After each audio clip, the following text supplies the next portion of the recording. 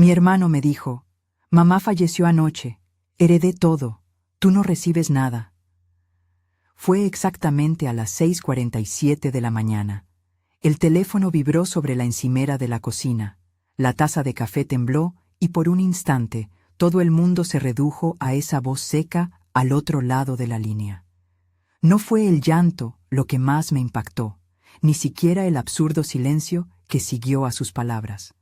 Fue la manera en que pronunció, tú no recibes nada, como si estuviera leyendo una lista de mercado. Luego cerró la llamada, y durante un par de minutos me quedé observando la pantalla con el nombre Glenn iluminado, intentando que aquella frase calara en algo que no fuera pura incredulidad. Vivía a pocos kilómetros de la residencia donde mi madre, Helen, llevaba unos años. Tenía 64 años por aquel entonces, llevaba el pelo más canoso que antes, pero la cabeza clara y el sentido del humor afilado. Había trabajado media vida en la escuela del barrio, enseñando latín y paciencia a generaciones. Glenn, mi hermano, se había distanciado hacía tiempo. Sus visitas eran esporádicas y con prisa. Su vida estaba llena de viajes y compromisos que siempre parecían más urgentes que una llamada al teléfono. Habíamos tenido nuestras peleas, como en tantas familias, pero nunca imaginé que llegaría a pronunciar aquello con tanta frialdad. Cogí el abrigo y me fui directamente a la residencia. La nieve caía fina, silenciosa.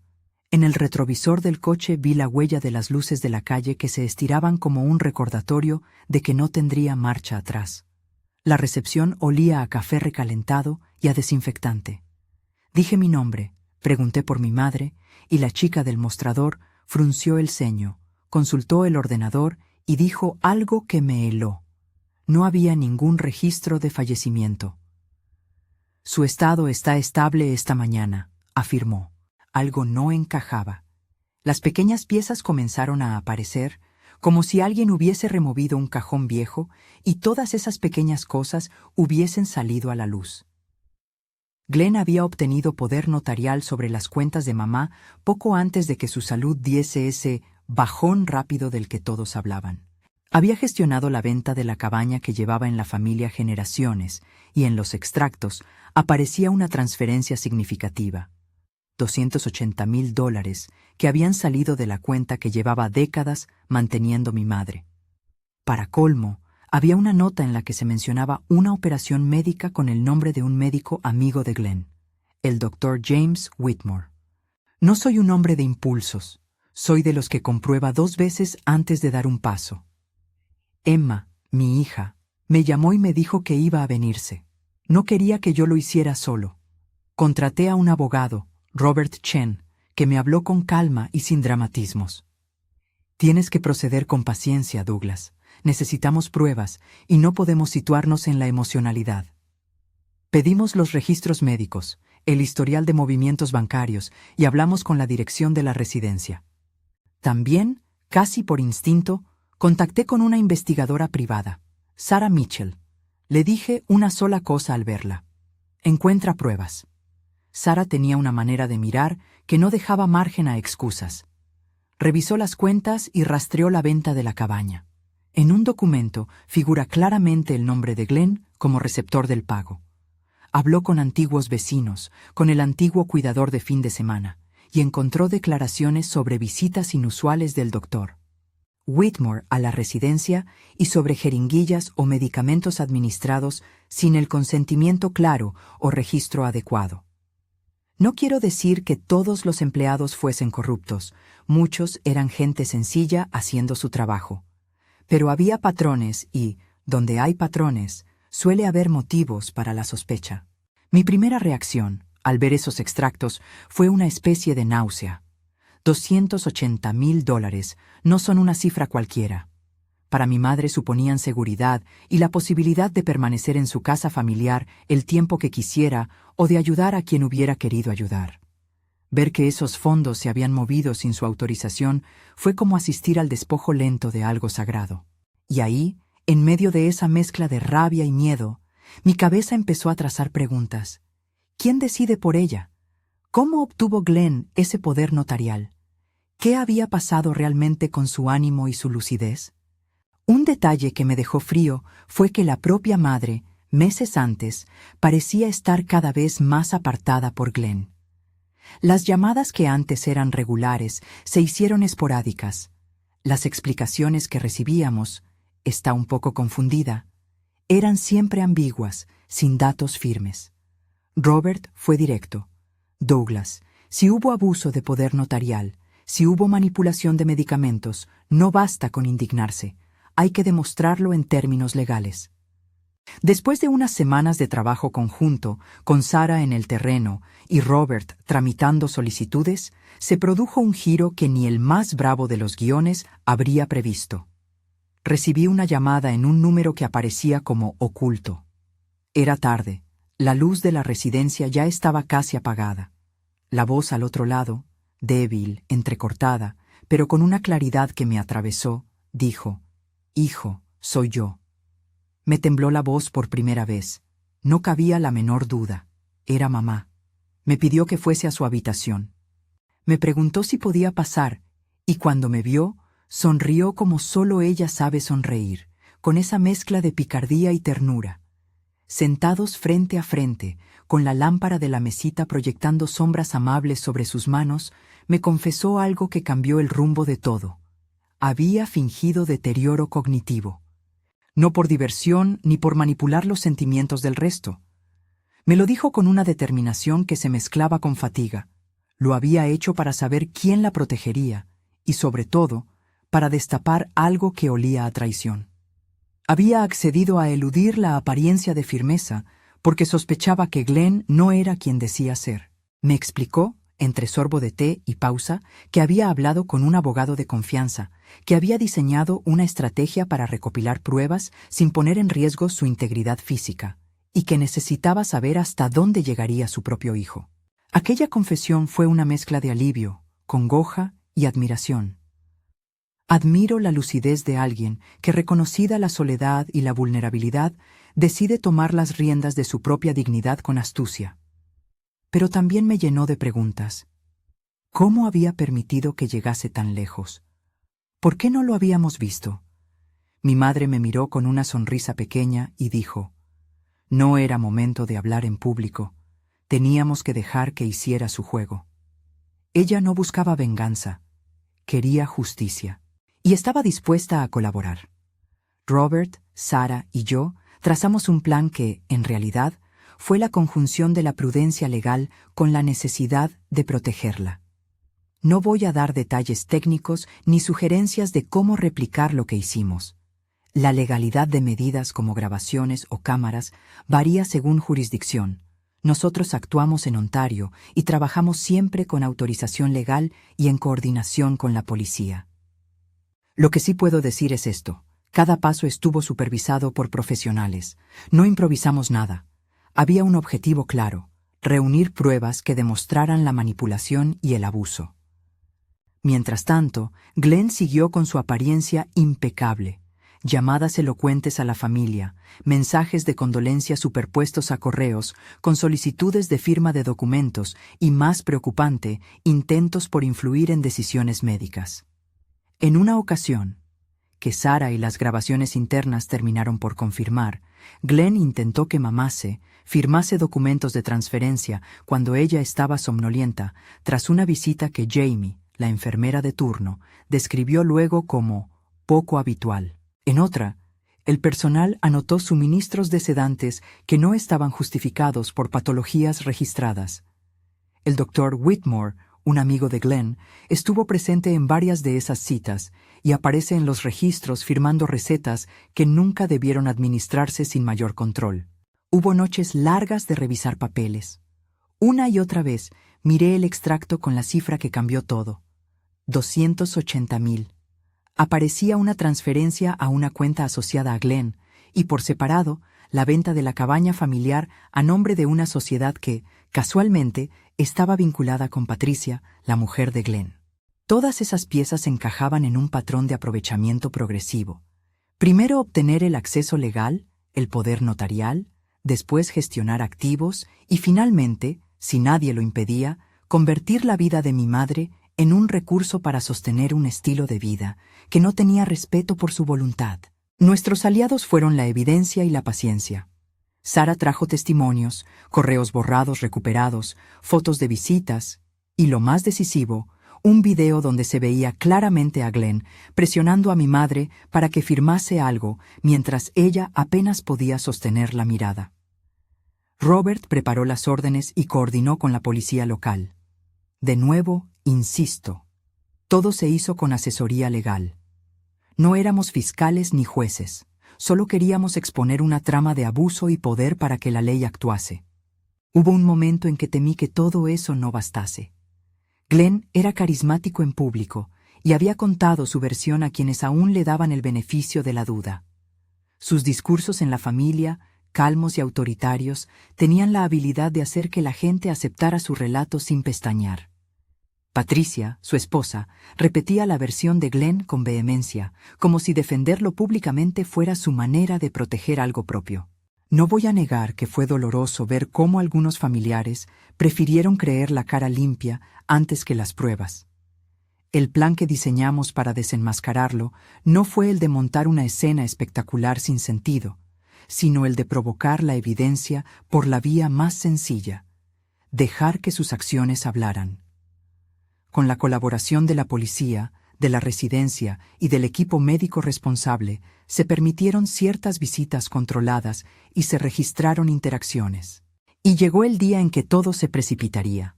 Glenn, confiado, decidió organizar un funeral simbólico, una ceremonia que él presentó como el acto final de despedida. Convocó a la familia, envió avisos, pidió que trajéramos fotos para el altar improvisado. La intención de su acto era doble: consolidar su narrativa y, de paso, dar por cerrada cualquier posibilidad de cuestionar la herencia. El salón donde celebró ese evento estaba lleno de gente que yo conocía desde siempre: primos, vecinos, amigos de mamá. En la mesa principal, Glenn estaba impecable, con esa sonrisa que se le pega a los labios cuando cree que controla la escena. Comenzó su discurso, largo y florido, explicando cómo había protegido a mamá en los últimos meses y cómo ahora debía poner orden a los asuntos. Habló de sensibilidad y de decisiones difíciles, como quien ejecuta un guión ensayado. Lo que ocurrió después fue casi cinematográfico, pero no por ello menos real. Me levanté cuando llegó mi turno de hablar. No lo hice para interrumpir, sino para poner sobre la mesa la evidencia. Los extractos, las transferencias, el testimonio de enfermeras, la presencia evidente de sedantes sin justificación. Le pregunté directamente: ¿por qué vendiste la cabaña sin consultarnos? ¿Por qué moviste el dinero? Su respuesta fue un silencio que no supe si había calculado o si le vino grande. Entonces mi madre apareció por la puerta. No fue un montaje sensacionalista, fue la culminación de su propia decisión. Entró apoyada en su bastón, con una chaqueta que le sentaba bien y esa mirada clara que yo creía haber perdido para siempre. Caminaron a su lado dos oficiales que habían sido avisados y estaban listos, discretos. Hubo un murmuro en la sala: incredulidad, alivio y un hilo de enojo contenida. Mamá avanzó hasta quedar frente a Glenn. Ni drama ni exaltación, solo una voz, firme esta vez, que dijo lo que tenía que decir. No he muerto. No voy a permitir que me arranquen la dignidad. Presentó documentos, firmó declaraciones y explicó que había estado actuando para comprobar hasta qué extremo llegarían quienes se proclamaban sus protectores. Ese instante fue como un golpe seco que deshizo una ilusión. La sala se partió entre quienes se sentían traicionados y quienes al fin entendieron la dimensión de lo que había pasado.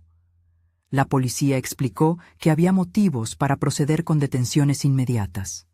Los oficiales se llevaron a Glenn en presencia de la familia. Patricia rompió en llanto, gritando que todo era una mentira. El choque fue brutal. Sentí tantas cosas al mismo tiempo. Alivio por mi madre, una tristeza profunda por la fractura familiar y sí, una pequeña sonrisa que asomó en mi rostro al ver que la verdad, después de tanto esfuerzo, se mostraba implacable. En los meses que siguieron, el caso se movió por los cauces legales. No todos los detalles son para contarse en un relato. Sin embargo, puedo decir que las pruebas que acumulamos, los movimientos de $280,000, la venta irregular de la cabaña, los testimonios de personal y las pruebas médicas que apuntaban a administración inadecuada de sedantes, fueron suficientes para que el fiscal presentara cargos. El doctor Whitmore fue investigado por prescripción indebida y por su relación con el caso. Perdió su licencia médica tras comprobarse irregularidades en su actuación. Glenn fue condenado por abuso de poder notarial y apropiación indebida, entre otros cargos. El tribunal lo sentenció a una pena que incluyó tiempo de prisión y la pérdida de ciertas licencias profesionales y patrimoniales. Patricia pidió el divorcio y con el tiempo se le requirió a Glenn la restitución parcial de los fondos. Gran parte del dinero podía demostrarse que había sido diseminado y usado, por lo que la recuperación fue parcial aunque significativa. Quiero dejar claro algo importante.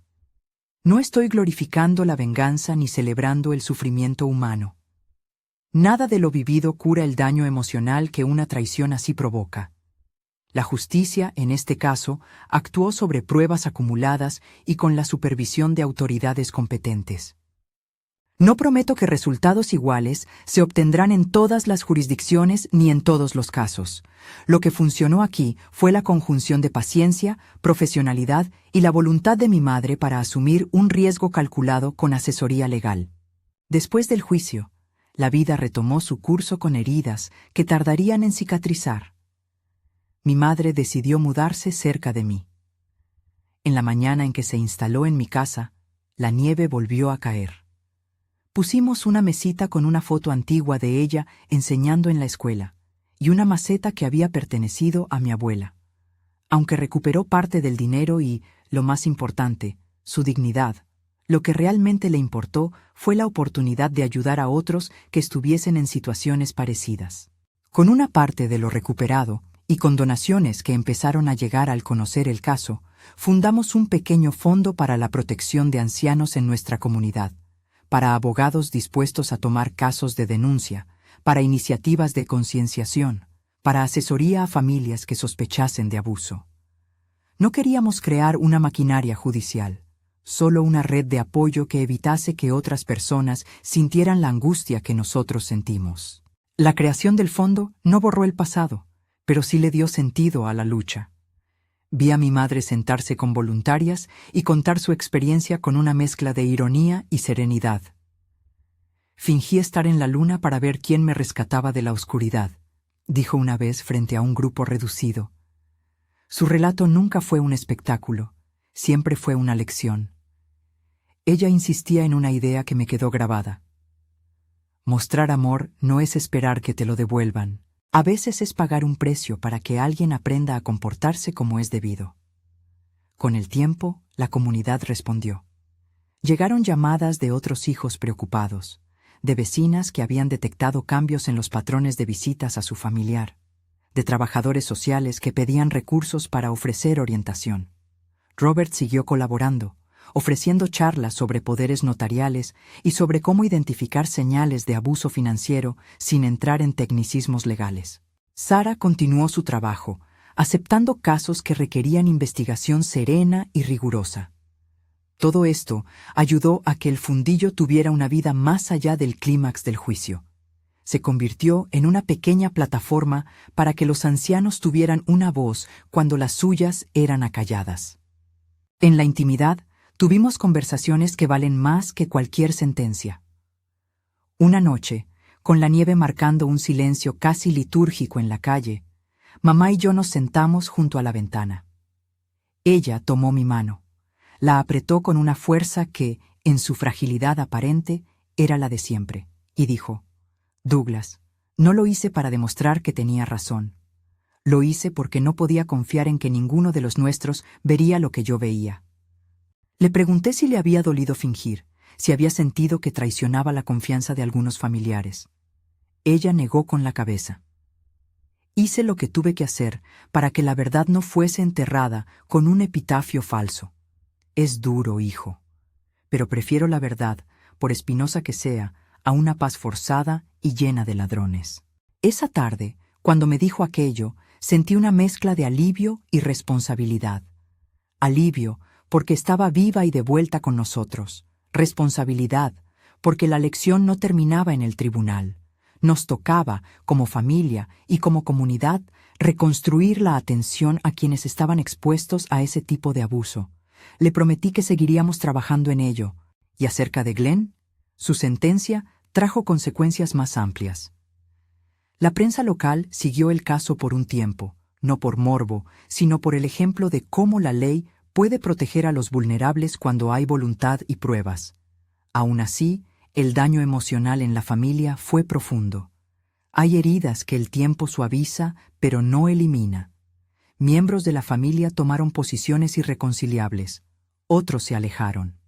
Pero también aparecieron personas que se acercaron a disculparse por haber mirado para otro lado, por no haber preguntado, por no haber escuchado cuando no les convenía.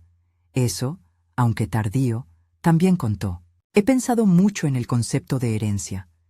Antes de todo esto, para muchos en nuestra familia, la herencia era una suma, una casa, una propiedad que debía repartirse. Después de lo ocurrido, aprendí que la herencia más valiosa no es lo que queda en las cuentas o en las escrituras. La herencia real es la integridad que alguien deja, las lecciones que transmite y el ejemplo de dignidad que se planta para el futuro. Mamá me lo dijo con una sencillez que no admite matices. Quien hereda todo y pierde el respeto no ha ganado nada. Me miró y añadió: por eso, hijo, sonrío, porque al final la verdad se mostró, porque pudimos poner límites y porque, con lo que quedó, podemos ayudar a otros. Al cerrar ese capítulo, no pude evitar una sonrisa propia. No era una sonrisa de triunfo vanidoso, era la expresión de alguien que, después de atravesar la angustia, respiraba aliviado porque la verdad había tenido su espacio para emerger. Miré a mi madre y la vi tal como era, una mujer resistente, con un sentido del humor irónico y una valentía inesperada. Ella sonrió también, con esa mezcla de cansancio y paz. El mundo no se había vuelto perfecto, pero habíamos logrado poner en marcha algo que impediría, en la medida de lo posible, que historias similares quedasen en silencio. Si esta historia te resuena, si te hace pensar en alguien mayor a tu alrededor a quien visitar, escuchar o simplemente vigilar con cariño, compártela. No para sembrar miedo, sino para construir redes de cuidado donde la confianza no sea sinónimo de indefensión. En la descripción encontrarás enlaces y recursos de organizaciones que trabajan contra el abuso a mayores. Recuerda, las leyes y los procedimientos varían según el lugar, y lo correcto es buscar asesoría profesional si sospechas de algo en tu entorno. Hoy, cuando la nieve cubre aún algunas esquinas del barrio y el olor del té inunda la casa por las tardes, mamá y yo nos sentamos a veces frente a la ventana y hablamos de trivialidades, de recetas, de libros, de la manera en que el viento dibuja figuras en el cristal. Pero también hablamos de lo que aprendimos, que cuidar es vigilar con ternura, que el amor no pide recibos y que la dignidad de una persona anciana debe valer más que cualquier cálculo económico. Entiendo que algunas personas podrían pensar que fingir demencia es un atajo peligroso o una manipulación. Quiero ser muy claro. Lo que hizo mi madre fue una decisión excepcional, tomada con asesoría y con plena conciencia de sus riesgos. No es un manual ni una recomendación para nadie. Fue la respuesta de una mujer que se negó a ser reducida a un saldo bancario. Y por eso, cuando recuerdo aquella llamada matutina en la que Glenn pronunció la sentencia cruel y fría de «tú no recibes nada», siento que la sonrisa que brotó después no fue por placer oscuro, sino por la justicia que se abrió paso, por la posibilidad de convertir el daño en un motor de ayuda para otros. La verdadera herencia que dejó mi madre, al final, no fue una suma de dinero, sino una lección. La integridad, la dignidad y el amor que se demuestra sin esperar recompensa. Y yo, sentado con ella ante la ventana mientras la tarde cae, miro su rostro y sonrío, porque su valentía nos salvó a todos de una sombra mayor.